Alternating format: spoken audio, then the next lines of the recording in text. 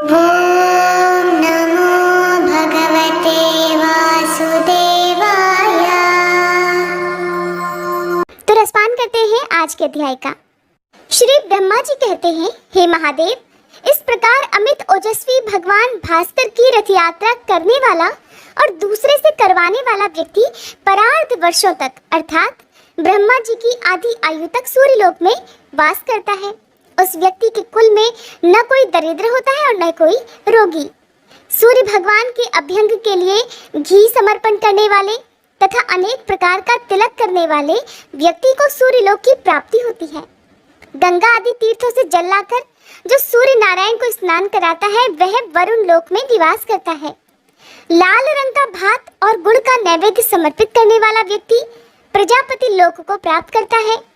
भक्ति पूर्वक सूर्य नारायण को स्नान कराकर पूजन करने वाला व्यक्ति सूर्य लोक में निवास करता है।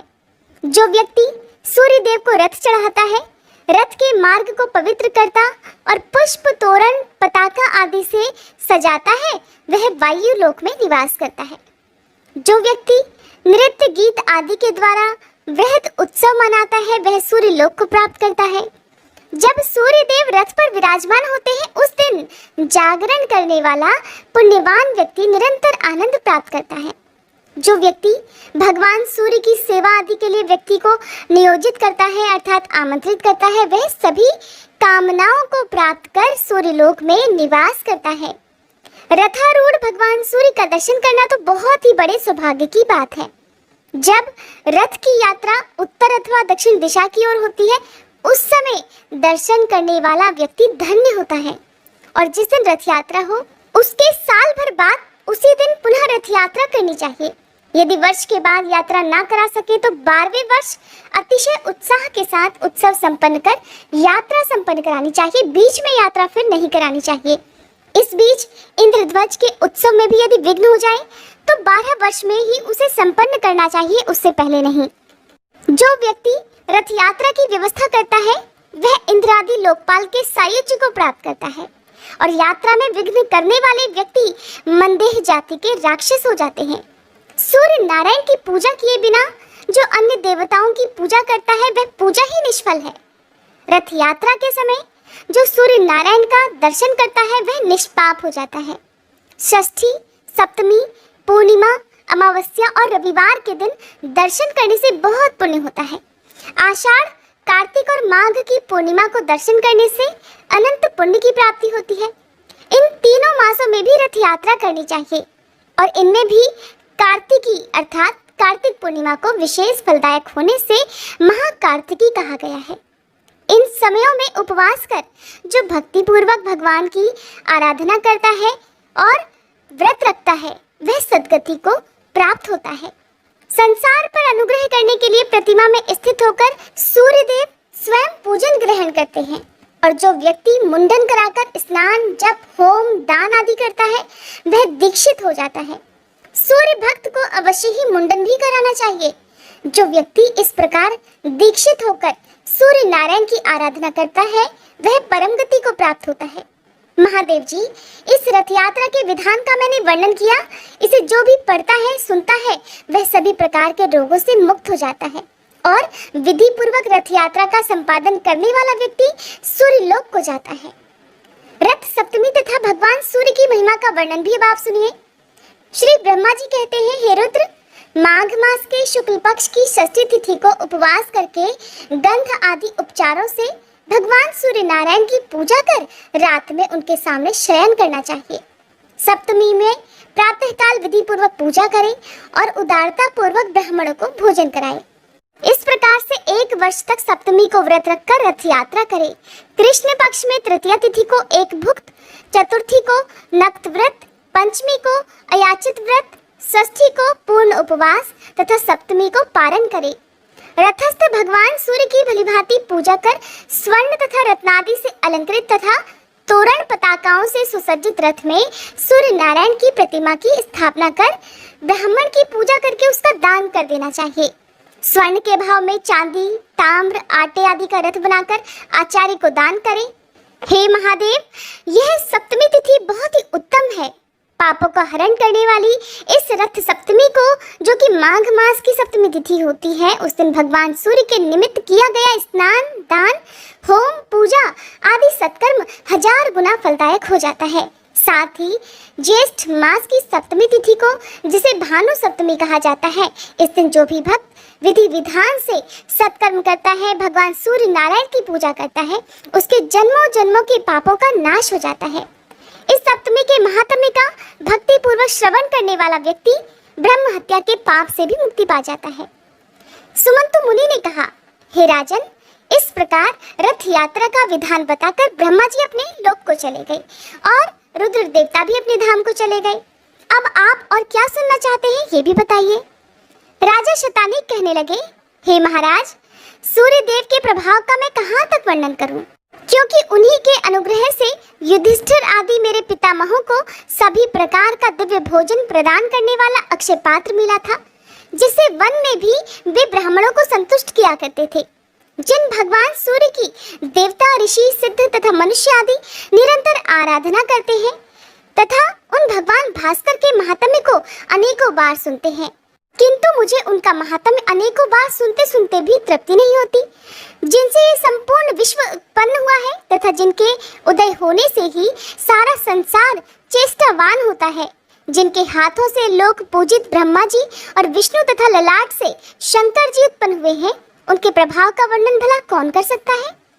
अब मैं ये सुनना चाहता हूँ कि जिस मंत्र, स्तोत्र, दान, स्नान, जप, पूजन, होम, व्रत तथा उपवास आदि कर्मों के करने से भगवान सूर्य प्रसन्न होकर सभी कष्टों को निवृत्त करते हैं, अर्थात दूर करते हैं और संसार सागर से मुक्त करते हैं, आप उन्हीं उत्तम मंत्र, स्तोत्र, रहस्य, विद्या, पाठ, व्रत आदि को बताइए, जिनसे भगवान सूर्य का कीर्तन हो और जीवा धन्य हो जाए, क्योंकि जीवा भी वही धन्य होती है जो भगवान सूर्य का स्तवन करती है। सूर्य की आराधना के बिना ये शरीर तो व्यर्थ है। एक बार भी सूर्य नारायण को प्रणाम करने से प्राणी का भवसागर से उद्धार हो जाता है।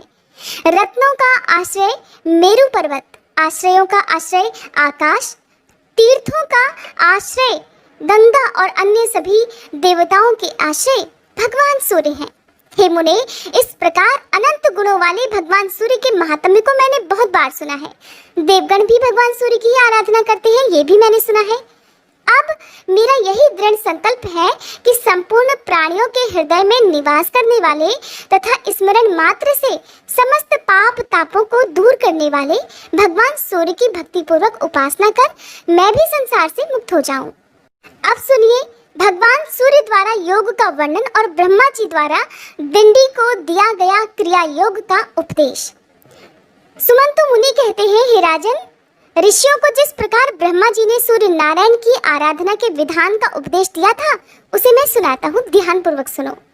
किसी समय ऋषियों ने ब्रह्मा जी से प्रार्थना की थी कि हे महाराज, सभी प्रकार की चित्तवृत्ति के निरोध रूपी योग को आपने कैवल्य पद देने वाला कहा है, किंतु यह योग अनेक जन्मों की कठिन साधना के द्वारा ही प्राप्त हो सकता है, क्योंकि इंद्रियों को बलात् आकृष्ट करने वाले विषय अत्यंत दुर्जय हैं।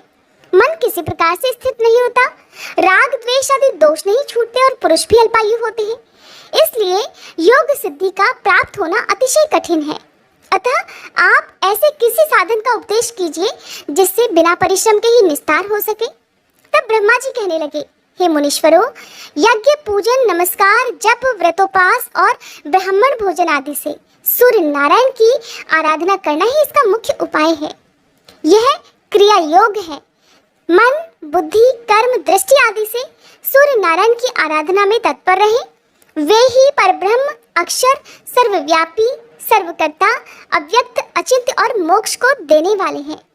अतः आप उनकी आराधना कर अपने मनोवांछित फल को प्राप्त करें और भवसागर से मुक्त हो जाएं। ब्रह्मा जी से यह सुनकर मुनिगण सूर्य नारायण की उपासना रूप क्रिया योग में तत्पर हो गए। हे राजन, विषयों में डूबे हुए संसार के दुखी जीवों को सुख प्रदान करने वाले सूर्य नारायण के अलावा और कोई भी नहीं है। इसलिए उठते, बैठते, चलते, सोते, भोजन करते हुए सदा सूर्य नारायण का ही स्मरण करें। भक्ति पूर्वक उनकी आराधना में प्रवृत्त हो जाओ, जिससे जन्म, मरण आदि व्याधि से युक्त इस संसार समुद्र से तुम पार हो जाओगे। जो पुरुष जगत करता, सदा वरदान देने वाले, दयालु और ग्रहों के स्वामी श्री सूर्य नारायण की शरण में जाता है, वह अवश्य ही मुक्ति प्राप्त करता है।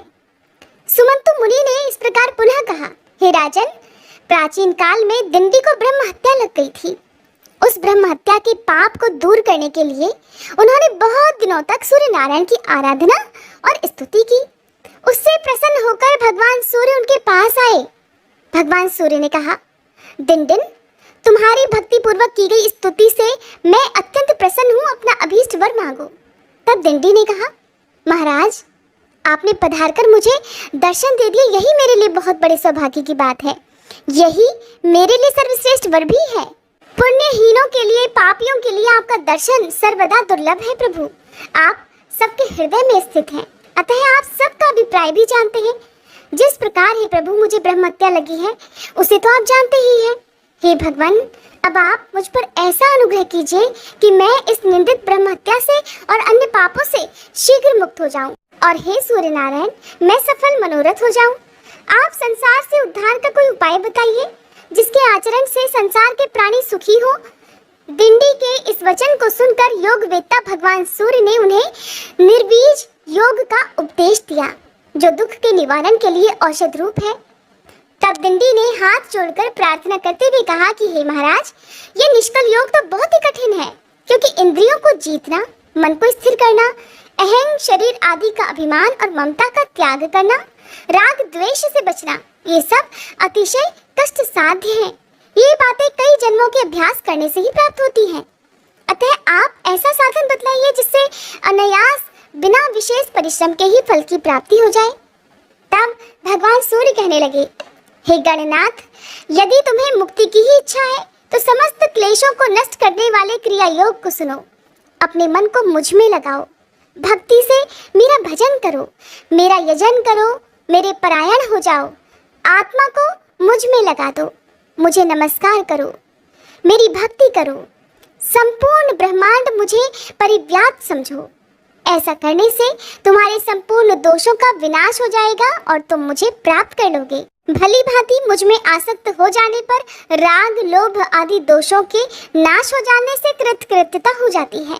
अपने मन को स्थिर करने के लिए सोना, चांदी, ताम्र, पाषाण, काष्ठ आदि से मेरी प्रतिमा का निर्माण कराकर या चित्र ही लिखकर विविध उपचारों से भक्ति पूर्वक उसका पूजन करो। सर्व भाव से प्रतिमा का आश्रय ग्रहण करो। चलते फिरते, भोजन करते, आगे पीछे, ऊपर नीचे उसी का ध्यान करो। उसे पवित्र तीर्थों के जल से स्नान कराओ।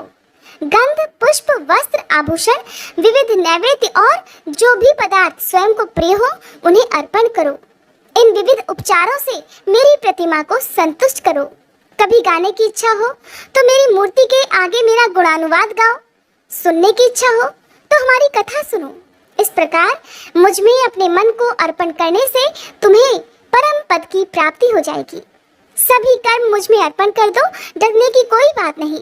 मुझ में मन लगाओ, जो कुछ करो मेरे लिए करो। ऐसा करने से तुम ब्रह्म हत्या आदि सभी पाप दोषों से शीघ्र मुक्त हो जाओगे। इसलिए तुम इस क्रिया योग का आश्रय ग्रहण करो। सूर्य भगवान की बात सुनकर दिंडी बोले, हे महाराज, इस अमृत रूप क्रिया योग को आप विस्तार से कहिए, क्योंकि आपके बिना कोई भी इसे बतलाने में समर्थ नहीं है। ये अत्यंत गोपनीय और पवित्र है।